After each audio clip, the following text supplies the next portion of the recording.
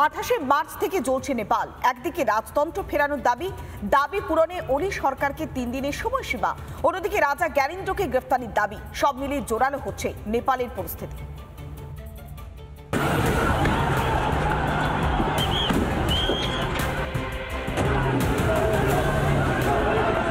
কয়েকদিন ধরেই নেপালে লাগাতার এই ছবি।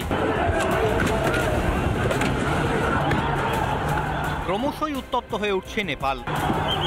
নেপালের মাটিতে আজ এক অদম্য বিপ্লবের চেতনা জেগে উঠেছে, যেখানে রাজতন্ত্র পুনর্জাগরণের আহ্বান আর অন্যদিকে প্রাক্তন রাজা জ্ঞানেন্দ্রকে গ্রেফতারির দাবি একসঙ্গে মিশে দেশের ভবিষ্যৎ নিয়ে প্রশ্ন তুলে দিচ্ছে।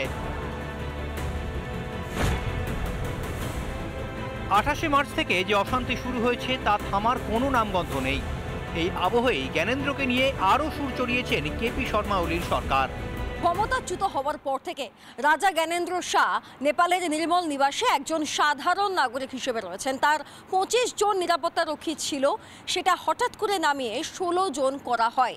এখানেই শেষ নয়, 28শে মার্চ নেপালে যে অশান্তি হয়েছে তাতে যা ক্ষতি হয়েছে সেই ক্ষতিপূরণ আদায় করা হবে রাজা জ্ঞানেন্দ্র থেকেই। 7.93 লক্ষ টাকা আদায় করা হবে বলে খবর।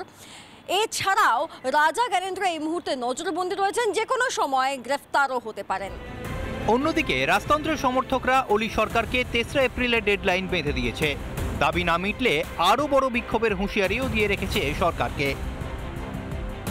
যারা শাসন চালাচ্ছেন তারা যদি দুর্নীতি থেকে দূরে সরিয়ে মানুষের অভাব অনটনের কথা ভাবেন, সেগুলোর দিকে যদি নজর দেন, তাহলেই বোধহয় সম্ভব আন্দোলন থেকে তাদের সরিয়ে আনা। নইলে কিন্তু মনে হচ্ছে যেটা আন্দোলনটা চলবে এবং রাজতন্ত্র ফেরত আসবে কিনা জানি না। মানুষের বিশ্বাস কিন্তু নতুন করে রাজতন্ত্রের প্রতি তৈরি হচ্ছে এবং তারা মনে করছে হিন্দুত্বই বোধহয় তাদেরকে বাঁচাতে পারবে। 2006 সালে নেপালের রাজার পদ থেকে ক্ষমতাচ্যুত হন জ্ঞানেন্দ্র। 2008-এর মে মাসে সংবিধান সংশোধন করে 240 বছরের পুরনো রাজতন্ত্র ভেঙে প্রতিষ্ঠিত হয় গণতান্ত্রিক শাসন ব্যবস্থা। 2015 সালে অনুমোদিত হয় নতুন ধর্মনিরপেক্ষ সংবিধান।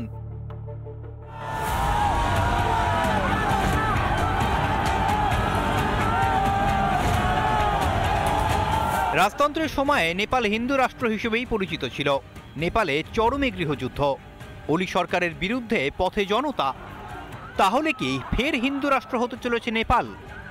ছবি পরিষ্কার হয়ে যাবে আগামী কয়েকদিনেই, যার সাক্ষী থাকছে গোটা দুনিয়া।